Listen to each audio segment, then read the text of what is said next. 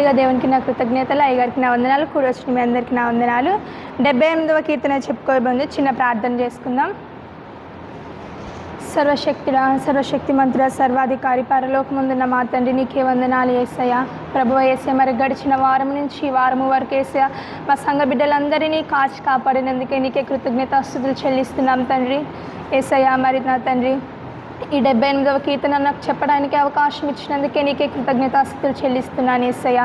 ప్రభువా, మరి నేను చెప్పబోతుండగా యేసయ్య, నీ జ్ఞానమును నాకు దయచేయండి యేసయ్య. నేను జ్ఞానము లేని దానిని యేసయ్య, దేనికి పాత్రురాలని కాని యేసయ్య.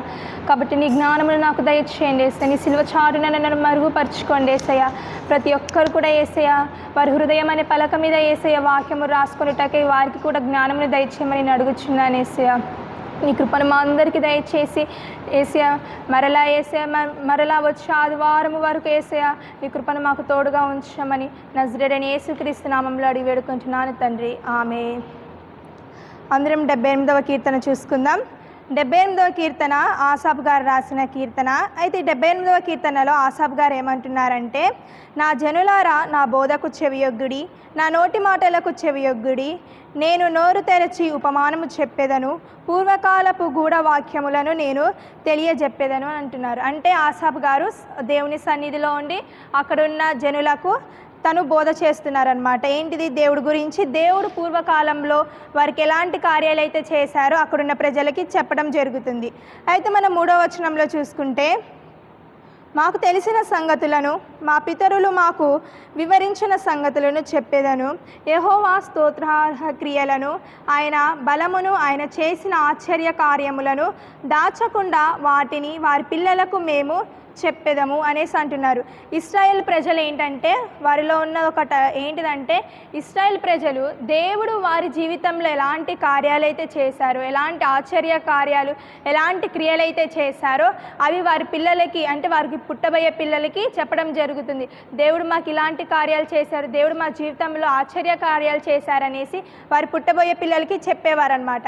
అయితే వారు ఐగుప్తులో ఉన్నప్పుడు, ఇశ్రాయేల్ ప్రజలు మరి ఐగుప్తులో ఉన్నప్పుడు దేవుడు వారికి ఎలాంటి సూచక క్రియలు చెప్పాడు, దేవుడు వారికి ఎలాంటి కార్యాలు అయితే చేశారో అవి వారి పిల్లలకి ఒక్కటి కూడా ఏంటిది మిస్ అవ్వకుండా చెప్పేవారంట.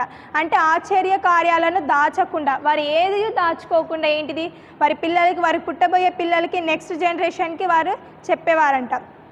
అయితే ఇక్కడ మనం చూసుకుంటే, ఆయన బలమును, ఆయన చేసిన ఆశ్చర్య కార్యములను దాచకుండా, దేవుని కార్యములలో బలం ఉంటుంది, దేవుని కార్యములలో బలం ఉంటుంది. ఆయన ఆశ్చర్య కార్యములు చేయవాడు.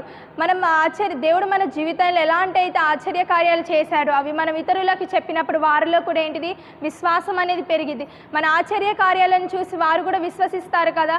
అలా దేవుడు మన జీవితంలో ఎలాంటి అయితే కార్యాలు చేశారో అవి మనం ఇతరులకి చెప్పడం వల్ల, మన పిల్లలకి చెప్పడం వల్ల ఏంటిది వాళ్ళు విశ్వసించి వాళ్ళు కూడా దేవుడిలో నడవడం జరుగుతుంది.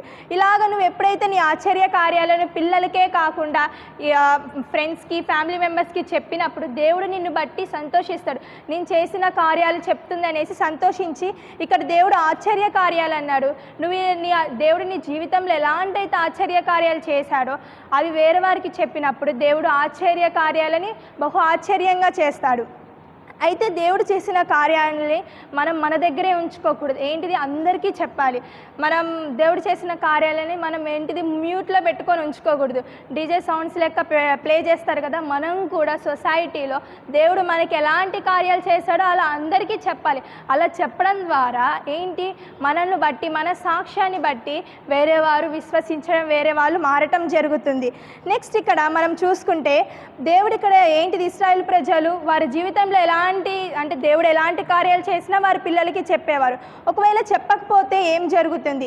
దేవుడు మన జీవితంలో చేసిన కార్యాలు తల్లిదండ్రులు వారి పిల్లలకి చెప్పకపోతే ఏం జరుగుతుందో ఇక్కడ 5వ వచనంలో చెప్పారు. రాగల తరములలో పుట్టబోవు పిల్లలు దాని నెరుగనట్లును, వారు లేచి తమ పిల్లలకు దాన్ని వివరించినట్లును, వీరును దేవుని యందు నిరీక్షణ గల వారే దేవుని క్రియలను మరువకయుండి యథార్థ హృదయులు కాక, దేవుని విషయమై స్థిర మనసు లేని వారై తమ పితరుల వరే తిరుగుబడుకయు మూర్ఖతయు తిరుగుబాటును గల ఆ తరమును పోలి ఉండుకయు, వారు ఆయన ఆజ్ఞలను గైకొనినట్లు గైకొనున్నట్లును ఆయన యాకోబు సంతతికి నాశనములను నియమించెను అనేసి చెప్తున్నారు. అంటే ఏంటంటే దేవుడు చేసిన కార్యాలను మన తల్లిదండ్రులుగా వారి పిల్లలకి చెప్పకపోతే వారు ఏంటిది అవిధేయులుగా మారుతారంట, యథార్థ హృదయము లేని వారు లెక్క ఉంటారంట. అంటే ఏంటిది స్థిర మనసు లేని వారే, అంటే లోకస్తులు ఎలా అయితే ఉంటారో అలా ఉంటారు. కాబట్టి దేవుని కార్యాలు మనం చెప్పినప్పుడు తల్లిదండ్రులుగా ఎవరైతే ఉంటారో వాళ్ళ కార్యాలు దేవుడు వాళ్ళ జీవితంలో ఏం కార్యాలు చేశాడో పిల్లలకి చెప్పినప్పుడు ఏంటి వారిలో ఒక విశ్వాసం ఉంటుంది. మనం చూసుకోవచ్చు చిన్నపిల్లలను ఇంకా యవనస్తులు కొంచెం దేవునికి దూరంగా ఉంటారు, వాళ్ళ సన్నిధికి రారు. ఎందుకంటే వారు చిన్నప్పటి నుంచి ఏంటి వాళ్ళ తల్లిదండ్రులు వారికి దేవునిని పరిచయం చేయలేదు.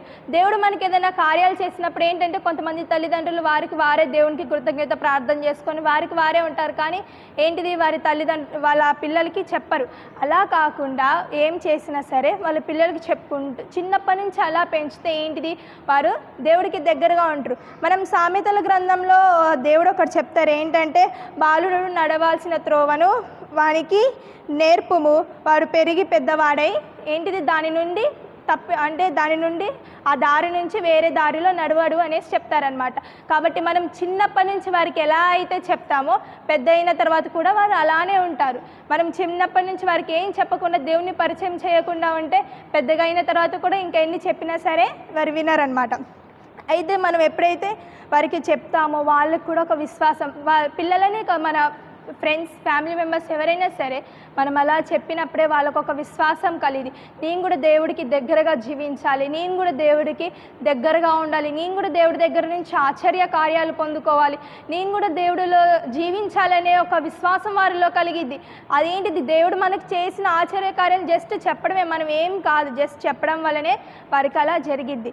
నెక్స్ట్ వారు ఒకవేళ తల్లిదండ్రులై మన ఫ్యామిలీ మెంబర్స్ మనం చెప్పకుండా ఉంటే వారికి దేవుడి గురించి తెలియదు, వారి ఆత్మలు నశించిపోతాయి అన్నమాట.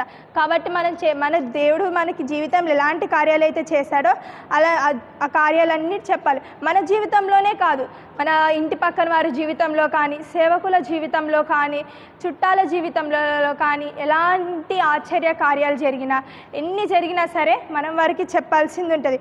మనం తల్లిదండ్రులు వాళ్ళ పిల్లలకి ఆస్తులు ల్యాండ్స్ ప్రాపర్టీస్ ఏమి ఇవ్వాల్సిన అవసరం లేదు. దేవుడు వాక్యం ఒకటి ఇస్తే వారు ఎలా అయినా సరే బ్రతుకుతారు. అయితే కొంతమంది ఏంటంటే పేరెంట్స్ వాళ్ళ పిల్లలకి అన్నీ ఇస్తారు, ఒకటి ఉంది ఒకటి లేదనగా స్టడీస్ దగ్గర నుంచి అన్నీ ఇస్తారు, కానీ దేవుడు వాక్యాన్ని మాత్రం ఇవ్వరు. అయితే ఒక చిన్న సాక్ష్యం ఏంటంటే ఒక యవనస్తుడు ఉంటాడు, ఆ యవనస్తుడికి తన తల్లిదండ్రులు అన్నీ ఇస్తారు, హయ్యర్ ఎడ్యుకేషన్స్కి తను కూడా బాగా చదువుతాడు. చిన్నప్పటి నుంచి తన స్టడీస్ కంప్లీట్ అయ్యేంత వరకు అన్నిట్లో ఫస్ట్ ర్యాంకర్, అన్ని గోల్డ్ మెడల్స్ సాధించి సర్టిఫికెట్స్ సాధించి ఎన్నో సాధించి చాలా మంచి గొప్ప వ్యక్తి. అయితే చివరికి ఏమైందంటే కొన్ని రోజుల తర్వాత అతను మరణ పడక మీద పడతాడనమాట. అంటే తనకి హెల్త్ బాగుండదు.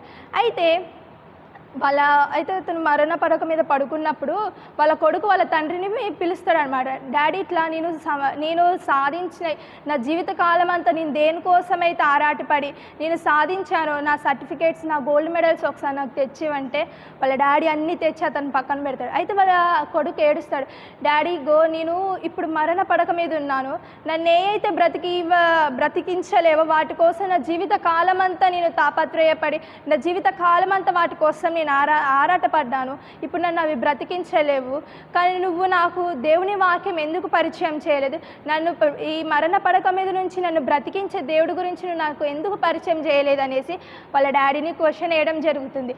కాబట్టి తల్లిదండ్రులుగా పిల్లలకి ఇట్లా ఇశ్రాయేలు ప్రజలు వారి పిల్లలకి ఎలా అయితే మరి ఒక్క ఆశ్చర్యకార్యంను కూడా దాచకుండా ఎలా అయితే చెప్పారో ఇప్పుడున్న తల్లిదండ్రులు కూడా వారి పిల్లలకి అలా చెప్పాలి. ఒకవేళ తల్లిదండ్రులే దేవునిలో లేకపోతే ఏమవుతుందంటే వారి శాపం వారి పిల్లల మీదకి వచ్చింది. మరి వారిని శాపగ్రస్తులుగా చూడడం ఏ తల్లిదండ్రులకి ఇష్టం ఉండదు. కాబట్టి మనం తల్లిదండ్రులు ఎవరైతే భక్తిగా ఉంటారో వాళ్ళ వారు మందిరంలో చేసే పరిచర్య కానీ ఏదైనా సరే కానీ వాళ్ళ ఆశీర్వాదాలన్నీ వాళ్ళ పిల్లలకు వస్తాయి. మరి ఇక్కడ చూసుకుంటే ఇశ్రాయేలు ప్రజలు 20వ వచనం లాస్ట్ 2 లైన్స్ చూసుకుంటే ఆయన ఆహారము ఇయ్యగలడా? ఆయన తన ప్రజలకు మాంసము స్థిరపరచగలడా అని చెప్పుకొనిరి.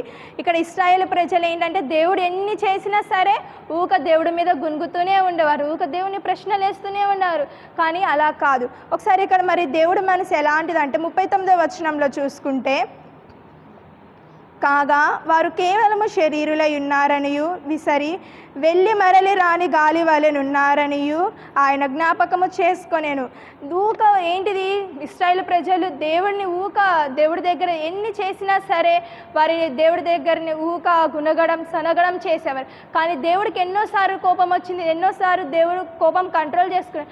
ఏమంటున్నాడంటే దేవుడు జస్ట్ వాళ్ళు శరీరులై ఉన్నారు, వారు మట్టితో చేయబడిన వారి మీద నేను కోప్పడితే ఎలా అనేసి దేవుడు అనుకుంటున్నాడు. కాబట్టి దేవుడు మనకి ఏదైతే ఇస్తాడో దాంట్లోనే సంతోషపడాలి, అంతేగాని నాకు అది ఇవ్వలేదు ఇది ఇవ్వలేదు అనేసి దేవుని మనం క్వశ్చనింగ్ చేయొద్దు అనమాట. ఏది ఇస్తే అందులోనే సంతృప్తి పడాలి. ఇచ్చిన స్తోత్రమే చెప్పాలి, ఇవ్వకపోయినా సరే స్తోత్రం అనే చెప్పాలి.